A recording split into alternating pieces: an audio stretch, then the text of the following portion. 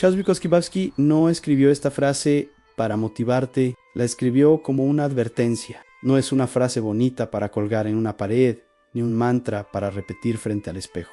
Es una amenaza directa a cualquiera que aún crea que la vida recompensa el esfuerzo de forma justa. Para Bukowski, intentar algo significaba aceptar desde el inicio la posibilidad, casi la certeza, del fracaso. Y aún así, hacerlo no porque fuera noble, sino porque no hacerlo era morir lentamente. Hablar de Charles Bukowski es hablar del fracaso sin maquillaje. No del fracaso como etapa temporal, ni como lección inspiradora, sino del fracaso como estado permanente, como identidad, como una forma honesta de existir en un mundo que promete demasiado y cumple poco. Bukowski no triunfó a pesar del fracaso. Triunfó desde el antrabajos basura, el infierno cotidiano antes de convertirse en un escritor reconocido. Bukowski fue cartero, almacenista, obrero, repartidor, empleado de oficina. Trabajos mecánicos, mal pagados, humillantes, jornadas largas que no dejaban nada, salvo cansancio, resentimiento y una profunda sensación de desperdicio humano. No eran trabajos de paso, eran trampas. Lugares donde la vida se estancaba. Bukowski no romantizaba el trabajo duro, lo despreciaba, no porque fuera perezoso, sino porque veía con claridad algo que muchos se niegan a aceptar.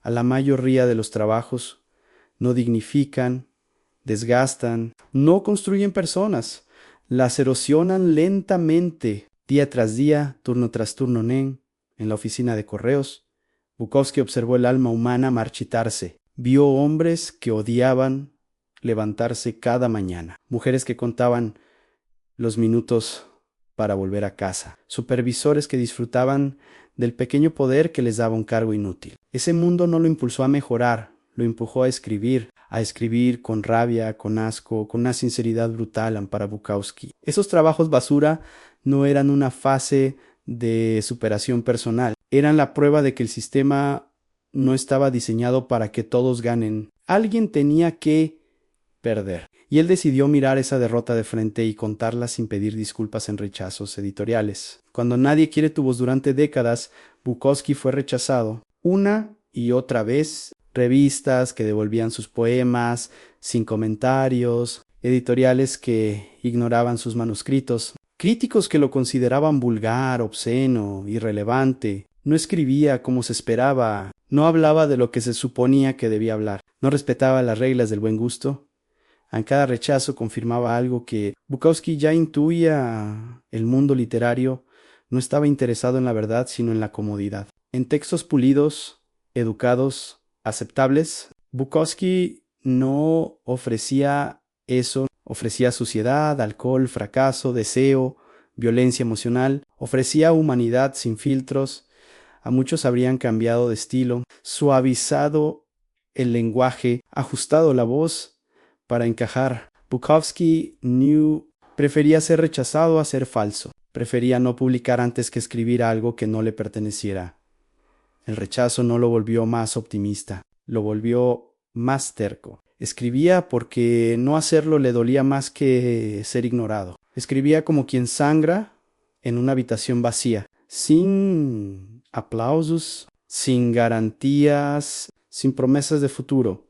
Al convertir el fracaso en identidad así, está el punto clave. Bukowski no luchó contra el fracaso para escapar de él. Lo adoptó, lo hizo parte de su identidad. Dejó de verse como alguien en proceso de éxito y empezó a verse como lo que era: un perdedor consciente, pero no un perdedor pasivo. No alguien que se rinde, sino alguien que entiende las reglas del juego y decide no mentirse. Para Bukowski, el fracaso no era una anomalía, era la norma.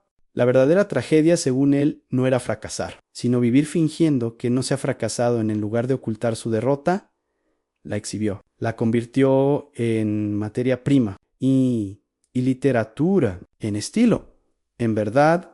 Y eso, paradójicamente, fue lo que lo hizo único en Bukowski. Entendió algo profundamente incómodo. En cuando aceptas tu fracaso, te liberas. dejas de competir, dejas de impresionar, dejas de mendigar aprobación. Ya no tienes nada que perder, y cuando no tienes nada que perder, puedes decir cualquier cosa. Su escritura nace de ese lugar, de alguien que ya cayó al fondo y descubrió que el fondo no era el final, sino un punto de observación privilegiado. Desde ahí, el mundo se ve distinto, más honesto, más cruel, más real en el fracaso. Como filosofía de vida. Bukowski no creía en finales felices universales, no creía que todos merecieran ganar, no creía que el talento garantizara éxito, creía en la persistencia silenciosa, en la obsesión, en hacer algo aunque nadie lo validen para él. Fracasar no significaba dejar de intentarlo, significaba intentarlo sin ilusiones, sin fantasías de grandeza, sin la necesidad de ser aceptado. Esa es la diferencia. Mientras otros veían el fracaso como algo que debía superarse, Bukowski lo veía como un estado desde el cual vivir con más honestidad, sin máscaras, sin discursos vacíos, sin falsas esperanzas.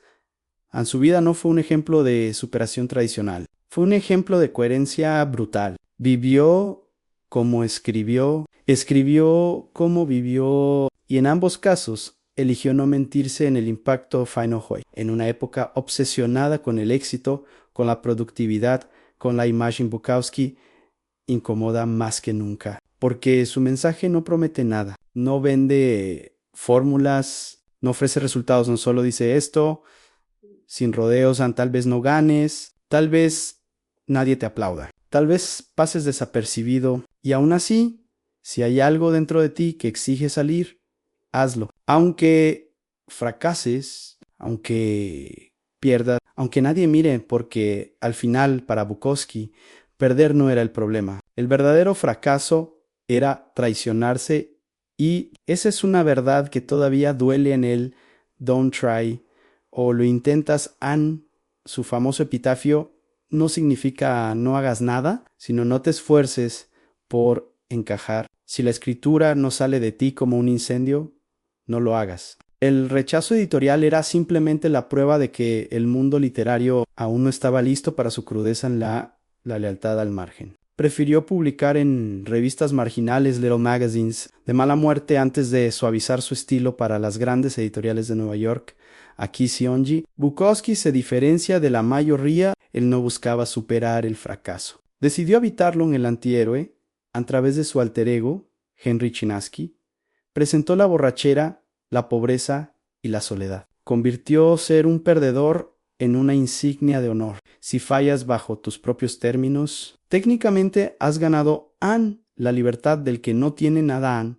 Al aceptar que ya había perdido, se liberó del miedo. Al no tener reputación que proteger ni expectativas que cumplir, pudo escribir con una honestidad brutal que la gente exitosa no puede permitirse. Si vas a intentarlo, ve hasta el final. De lo contrario, ni siquiera empiezas. Esto podría significar perder novias, esposas, parientes, y tal vez incluso tu mente. Bukowski nos enseñó que el fracaso es un filtro, elimina a los que no tienen la piel lo suficientemente dura y deja solo lo esencial. Ahora dime, en el próximo video ¿te gustaría que analicemos algún poema o relato específico donde explore esta estética de la derrota?